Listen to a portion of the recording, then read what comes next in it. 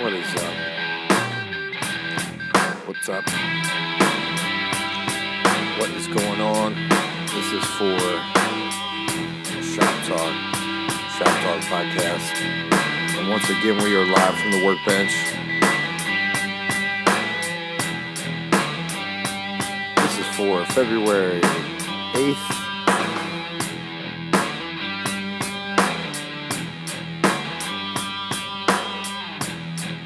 We got some NBA trade deadline news, other things.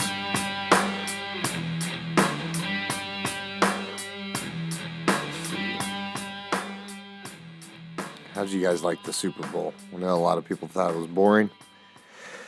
It is what it is. It's only 3:51 a.m. Eastern Time. It shows you my dedication. And also, different trade deadline stuff. If you're a guitar player in the news, Jim Dunlop has just passed away. So I don't really know what that means to the guitar world. A lot of different trades. This is a very interesting trade deadline. I think one that the NBA has needed for quite a while. And also, if you're familiar, Terrence Ross from the Orlando Magic dropped, I believe, 32 points tonight, and he's only averaging just a little over 8 a game. But, sorry if I felt like I did a disservice to the last podcast, as it was late, and I was a little drunk. So I apologize for that, but, the show must go on, as they say. And I tell you what, as I get older, I love spicy food and everything like that, but as I get older, man, my body just can't take it. I went to one of the big chains that you're all familiar with, and I got a burrito. They also sell bowls, so you know where I'm talking about. But I only go there like maybe once every 2 years, maybe once every 3 years. And got some of their hot sauce, but on the side. That was fine. It was fine. And then I made some chicken fillets, sandwiches, and so I put some of that hot sauce on there, and a few hours later decided in the middle of the night I was going to make some tacos and put some of that on there again, and also some Cholulu, I think that's how you say it, some of the green pepper sauce. It's jalapeno and this poblano, and put some of that on one of those, and then some Gringo Bandito, which is, I believe, the singer from Offspring, his hot sauce. And oh man, just telling you what, my body can't keep up with it anymore. And on the last podcast, I wasn't really happy about it, but I think it was after 30-some minutes into it, my recording device that I record onto just started stopping for some reason. Have no clue what was going on there. Yeah. But other than that, everything's going really well. Getting more subscribers on the Apple Podcast app, which I'm always appreciative of. Hey, so what do you want? What I've always wanted is to watch you die. Yeah, and so there's, I don't know. It could be a lot worse. Let me try to fix some of these this gain real quick. There we go. Maybe that'll help. But a lot of great moves over the last few, I don't know, say 48 hours. I think the Kings did very well. Gaining Harrison Barnes. They also acquired Swanigan from the Portland Trailblazers. And I actually think the Trailblazers did pretty well themselves, getting Rodney Hood from the Cavaliers. I also made some other moves. if I could just have enough windows up here popped up, I'd be able to tell you all about it. But yeah, Marc Gasol, I think Toronto Raptors really won out on that. Then again, Marc Gasol's getting up there in age, but I guarantee he's got at least another 3 good years. Yeah, I say that about Kyle Korver too. I said that last year around this time, but still, he's still a great shooter. Then you got the Clippers trading away basically their star player, Tobias Harris. Great pickup for the 76ers. Good for them. Excuse me. Anthony Davis. Man, I was anticipating his trade. Never came.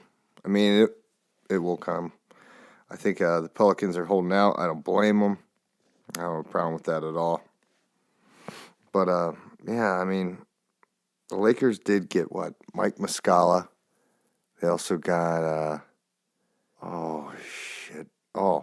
Reggie Bullock, I believe. They picked him up. I think Zubac is gone. I think he is. So many different trades. I think in the last few years, I mean, I've been watching NBA since I was a little kid, and it's been many years since there's been this many moves before the trade deadline, which I think is great for the NBA. And how'd you feel about Levine taking his shirt off during the Super Bowl game? Yeah. It's like I seen the California tattoo. It's like me getting a tattoo of Ohio on my stomach. Wouldn't make much sense. California sounds a lot cooler. I'll give him that. Yeah. The game was all right. I'm just sick of this, sick of the Patriots being in there. I know. I'm not a big football fan, but, it is what it is. I'm more of a player fan. I'm the same way when it comes to the NBA, especially with social media, and you got all these players basically picking and choosing where they're going. So, yeah, I really need to get to these podcasts a lot sooner in the day. I just got a couple days of work coming up, and there's no way that I'm waking up and doing a podcast and then going to work. It's just not happening. Then you had Markelle Fultz going to the Magic, which is great for him. Good for him. He'll have very low expectations. And that's kind of what he needs. I mean, you could obviously tell the guy's been playing hurt. There's talks of Carmelo, consideration for the Lakers, but you got to also consider there's many other people they're considering for the Lakers, especially now at not getting Davis before the deadline. And if this freaking thing, Jesus, Kings acquire Harrison Barnes. What a crazy, I almost forgot the Kristaps Porzingis trade from the Knicks to the Mavericks. They're going to be freaking loaded with Doncic. I may have talked about this on the last podcast. I can't fucking remember. It doesn't really matter. But no, I don't think the Kristaps trade happened yet. Let's see here. I know you got Ennis goes to Philadelphia. And the one thing that the Kings did fail a little bit on was the Iman Shumpert trade. But at the same time, I believe he's going to the Grizzlies. Let's see here. I know they traded away Labissiere, but they're getting a better player, I believe. The Rockets sent guard. Oh, wow. I thought Alec Burke was playing pretty damn good for the Cavaliers. Let's see. See who the Cavs acquire. Yeah, because then Shumpert's going to the Rockets. I'm sorry, Jesus. The whole podcast to me to be looking this up. But, it is what it is. I feel like idiot, not even realizing this. But Brandon Knight and Marquise Chris are going to the Cavs. And I don't know. I knew about the Nick Stauskas Wade Baldwin trade. I'm sorry. I'm having some latency problems. Let's see if this helps. I could tell Where's that. my cat? Sorry to cut that short. Still got the latency problems going on. Latency, whatever. But yeah, I think the Cavs got a game coming up tomorrow. I don't know if Chris and Brandon Knight will, check out before the game, but I hope so. Oh, hold on a second. It's not that. Okay. I'm having all kind of technical difficulties here tonight. Well, yeah. So I mean, trade deadline. I think a lot of teams really lucked out. I would like to see. I'd love to be a GM down in Orlando Magic right now. I'd pick up waiters, a couple other players, but I'd probably trade Isaac. I was thinking about this earlier for Josh Jackson. I don't know why. Or I'll tell you what, Brandon Knight, even though he has, especially like NBA 2K standards and his ratings and everything, his standards have diminished, or I should say his gameplay has diminished. Let me turn this off. Let me turn the headphone back on. Still not working right. I don't know what the fuck's going on. But yeah, maybe on paper he isn't playing up to par, but when he first came into the league, he was a damn good player playing for the Bucks. And yeah, he's been bounced around the league. I hope he sticks around. Cleveland, even Marquise Chris, I thought on paper when he first came into the league had looked like much more of a promising player, but he's still young, still super young, and I think that's what they need. Guys like that. You got to get these guys on the cheap. I'm not saying like when their career is completely fallen off, but it is what it is.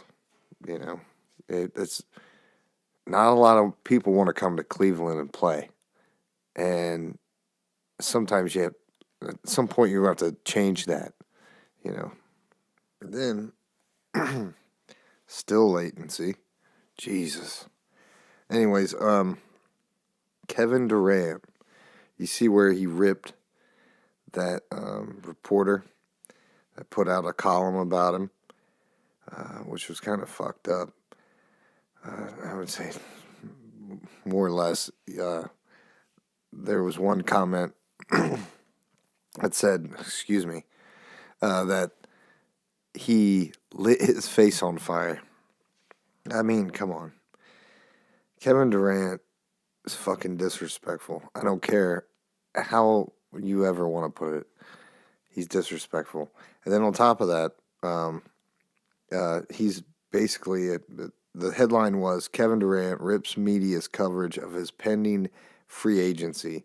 What he did was he called out this reporter that wrote a column about him that pretty much could be true. Kevin Durant, one of his childhood friends or good friends, is Royal Ivey, former NBA player, and is one of the coaches on the New York Knicks staff now. And the guy wrote a column. It had some good points, and it could be true. I mean, come on. Could you fault the guy for it? And he calls him out by name in the press conference. But if you could see the press conference, and I would look it up if I were you, and just Google it, check it out on YouTube. It's just unwarranted. And Kevin Durant is just blatantly disrespectful. He has to know how social media works now and how to handle certain situations. And obviously, after this many years in the league, he still hasn't figured it out. Now, anyway, you can say what you want, blah, blah, blah. Well, guess what? When it all comes down to it, yeah, I'm not in his position. Fucking far from it. But that has nothing to do with it at all. Okay? A lot of the players on the Golden State Warriors have almost the same mentality. And it's not that I'm a Golden State Warrior hater, because anyone can say what they want to say about it. But I'll tell you this. I was a Golden State Warrior fan before the whole rivalry with Cleveland Cavaliers. You know, if you listen to any of my older podcasts, especially about, I think it was the 5 teams or 6 teams that could beat the current Golden State Warriors today, one of my favorite teams was a former Golden State Warrior team when they had Jason Richardson. The list goes on. You know, so yeah, say what you will. They all have fucking bad attitudes. Even Klay Thompson, I was like, he's a stand-up guy. Yeah, I'd love for him to be on Cleveland. But then after they were shit-talking LeBron at the end of the game in the finals last year, I thought, it's all right. It's all right. So before I get into the whole Pawn Stars is fake deal, I want to make one thing clear. We'll just run this little... Who the fuck said that? Who's the slimy little common shit twinkle toad? Oh, we got to start that back over. Before I get into the Pawn Stars is fake... Who the fuck said that? Who's the slimy little common... Because I want to say it's completely fake. And I'll get into why it is fake. But I'll also... Ooh, the latency went away. I hope you guys can't hear it. Because God knows I'm not going to go back and listen to this shit. Harrison, the son of Harrison that just passed away, the old man. Harrison, when he was coming up, I was watching an interview of him, and it was very inspirational, especially coming from the same industry that he worked in for many years. And honestly, as I'm talking about this now, I don't even know if they still have a show, because I don't pay attention to it that much. The shop that I work for, we were interviewed, I want to say it was the History Channel, but I want to say it could have been the Discovery Channel too. I don't know why I want to say that. But we weren't all interviewed.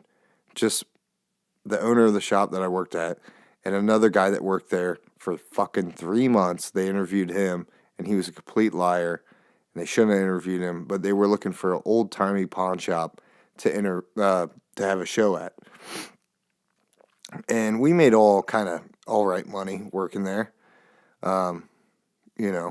Nothing to write home about, but it was good money, especially for what we were doing on a small scale, even though we were the largest sales floor as far as a pawn shop goes in the Midwest.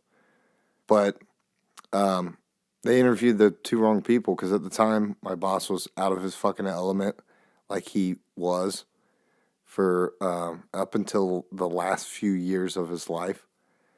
But before that, if you think about it this way, so you might be making $32,000, let's just say $35,000 maybe a little bit more before taxes and whatnot. And if you're on that show, you're probably getting paid pretty damn good, and maybe paid for each episode. And I know how their contracts are completely different like that, but when you're first starting out, that they don't start out huge. Let's just put it that way. Huge. But yeah, I would have loved to pick that up. Would have been a lot more work. Hate to say that. Fucking 19 minutes in, I hit my stride. So the only reason why they are fake, and it's not necessarily fake, it's set up. And and I'm sure you've seen different things on YouTube and different forums and whatnot, but they would have two different entrances. The one entrance would be if you want to be on the show, and they're going to look at your item at the door, determine whether it's worth even going in there about and filming. And then the other entrance would be for the everyday customer, the pawners, the sellers, the buyers. That would be all the other door. So basically it's almost like you're running two shops at once. And then you probably have a lot of the main guys at the front or back or whatever, just being involved in the filming. So it is what it is. I get it. It's a show. A lot of those shows, they're all fucking set up. And one show that I always thought was set up, and I don't believe it to be anymore, was the bar rescue shows with John Tafford. And after hearing his story too, and how he came up with that show on his own, and he talked to one of his buddies that was high up at Universal or Warner Brothers or whatever the fuck. Basically his buddy said, you'll never be on TV. So he actually went and shot his own pilot himself, paid for everything. That's really, really freaking cool. And where I worked out too, where I worked at. And even the dumbass that only worked there for a few months that was in the interview, he was telling the people that were filming, where we work, you go to like Pawn Stars, they call in an expert, and where we worked, we were the experts, and that was very true. We all had our own departments, and there was sometimes multiple people in those departments, whether it be jewelry, guitars. At one point, they did sell guns for like 60-some years there, and all different kinds of things. Antiques. If it was something you didn't know about, you knew that mostly, if it wasn't that guy's day off for that week, you can go find him, and he could tell you all about it. If he didn't know about it, hell, one trick is if you don't know anything about it, and you may be at someone's car, maybe taking a picture of the model number, you're going to try to find out what it's selling for. You might be out at their car, so you're going to try to make it back into the store before they do, so you get the jump on them. And that's just the nature of the beast, you're in business to make money, and you have to make money. The more money you make, the better off the business is. Everybody thinks, you get ripped off. You only get, pennies on the dollar of what you paid for. That's very not fucking true at all. People have a big misconception about pawn shops, which I find very interesting. Or I had one person say, well, what if my stuff is in your store and it was stolen from me? And that was when I first started working at a pawn shop, before I quit telling people what I did for a living. And what if we just try to take it back from you? It's like, well, that's not going to happen. And then they're like, well, we have guns. It's like, what are you going to do? Come in there and steal your own stuff back with, strong arm rob somebody for your own stuff? Makes no fucking sense. I was also talking to a fucking hill jack far away from Columbus, Ohio. Let's put it that way. Yep, let's go with that. Who the fuck said that? Yeah. Who's the slimy little communist shit twinkle-toed cocksucker down here who just signed his own death warrant? And I wasn't going to talk about the Liam Neeson stuff, and I'm still not going to fucking talk about it. I'll just leave it up in the air. Think what you will. A lot of the, lately I've been thinking about maybe changing the name of the podcast or actually just doing the cooking videos and not doing the podcast. I've been thinking about that. But I mean, I don't want to do that. I don't know. I just kind of been on a crossroads of stuff, and the cooking videos definitely have taken off. Not completely to where I would want them to be, but if I change the name from Shop Talk Podcast to the What's for Dinner, the cooking videos that I did, a lot more people may see that and, of course, associate the podcast essentially with food. Now, I know the audio podcast, we talk a lot about pawn shops, sometimes retail, NBA news, stuff like that. Just sometimes just fucking around. I get it. And then the cooking videos are what they are. They're cooking videos.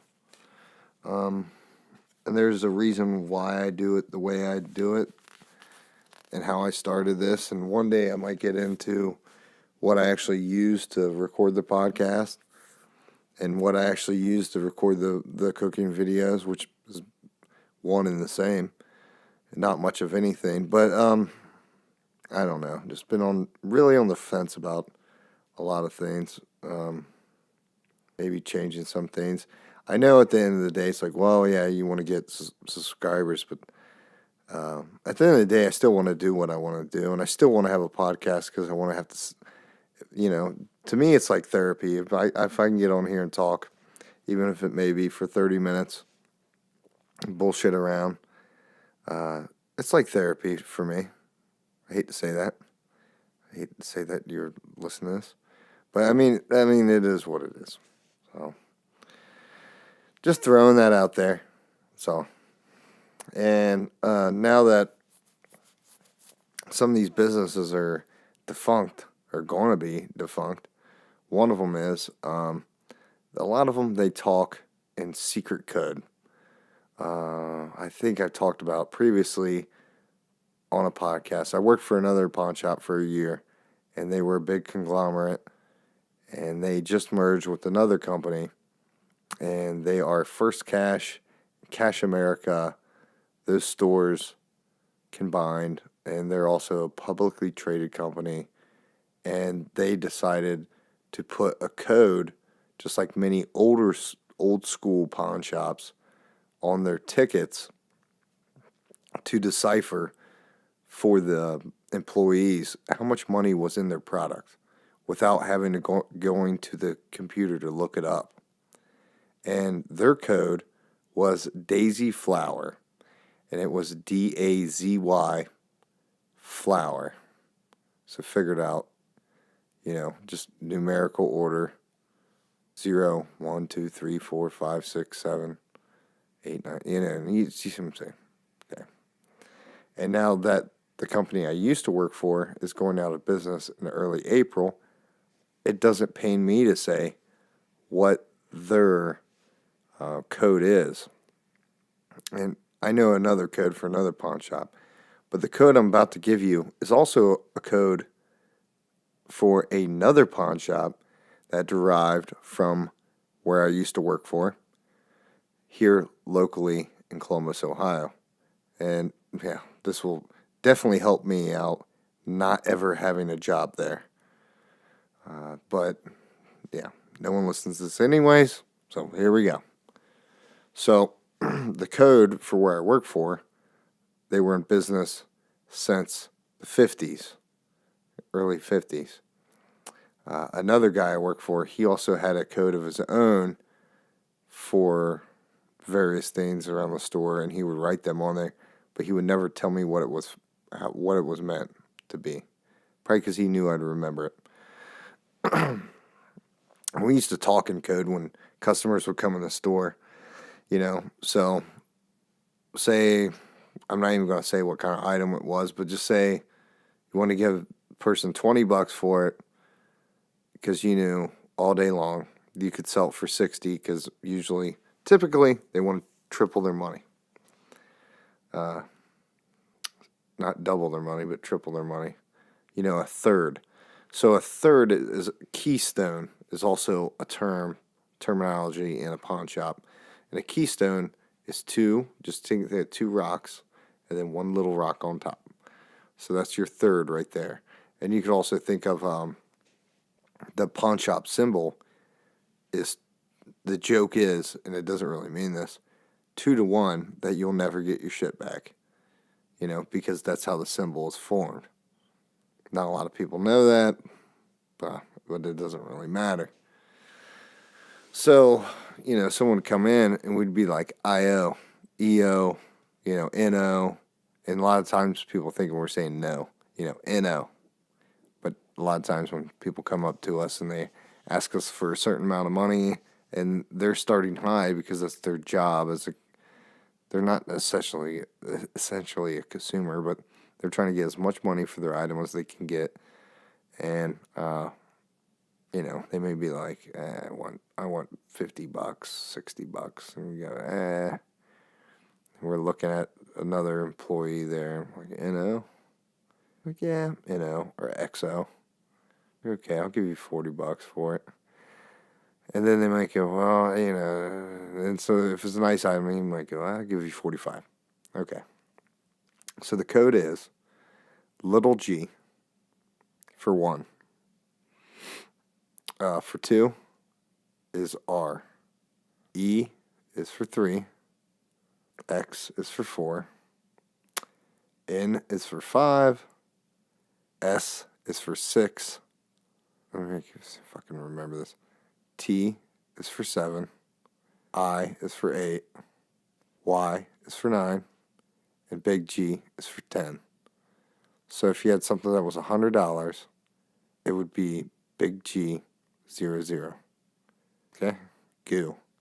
That's what they call it. Goo. Because if it was 10, it would just be big G.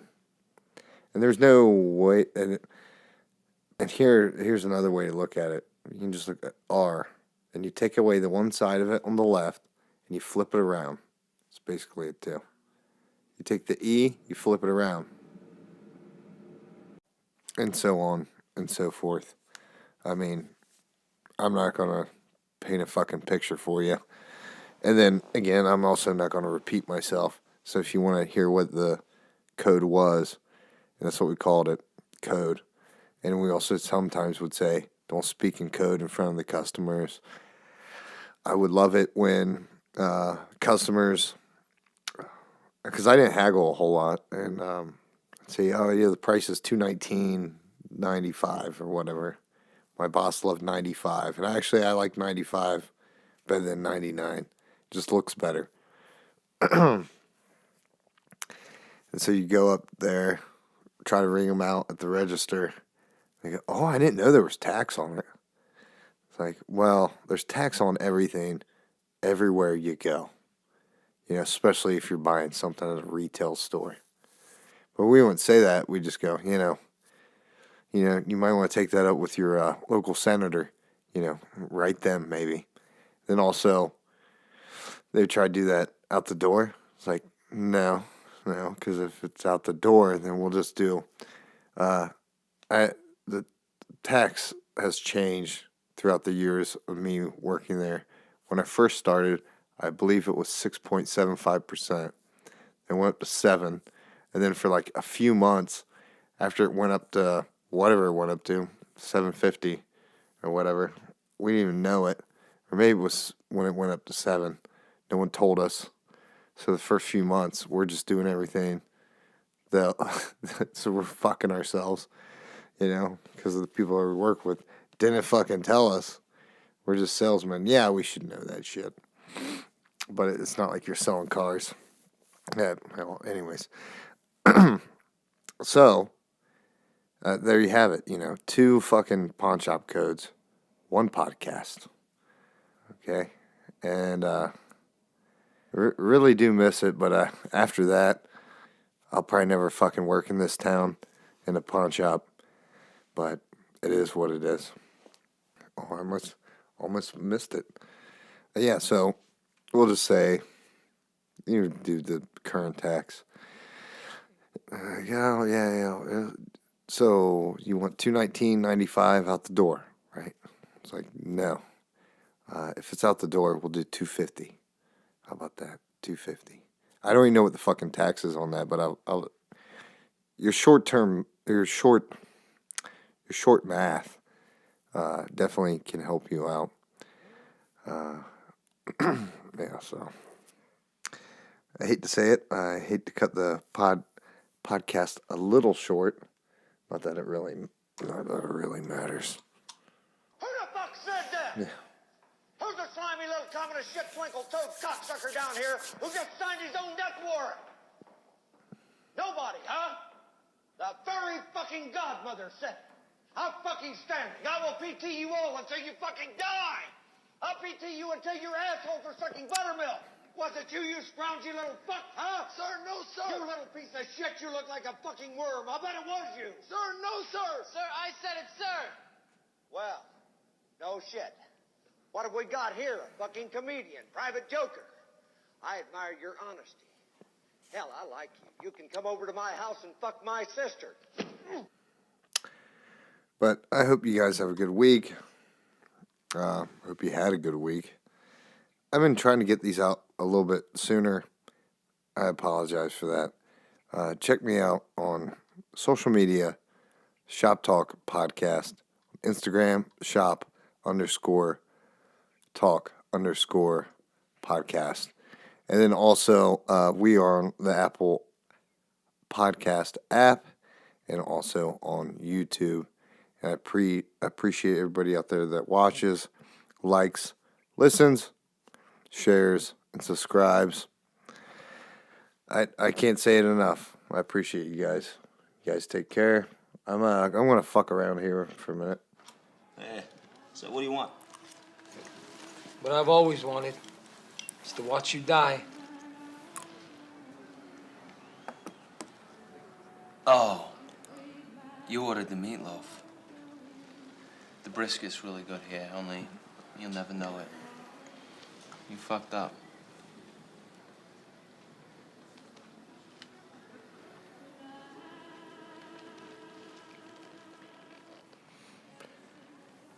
I love it. You can hear their leather jackets fucking. You were scared little pricks. Oh, you face. All yous. Scary shitless, but I tried to make you tough. I tried to make you hard. Oh, I had you all wrong then, Noakes. All this time I thought you just liked fucking and beating up little boys. You two motherfuckers are going to burn in hell. You're going to burn in hell. Yeah, and after you.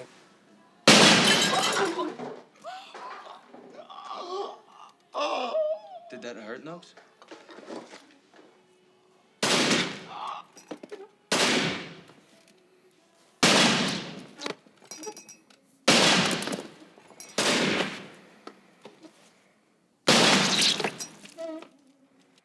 Hey, so what do you want? Just remember that. What I've always wanted. You guys, if you're a salesman, or or just a pawnbroker, remember you can always retract your deal. Don't ever feel obligated. Don't ever go all in. You know, don't ever do somebody a favor, because any time you do, especially as a pawnbroker, it'll come back to bite you in your ass every single fucking time.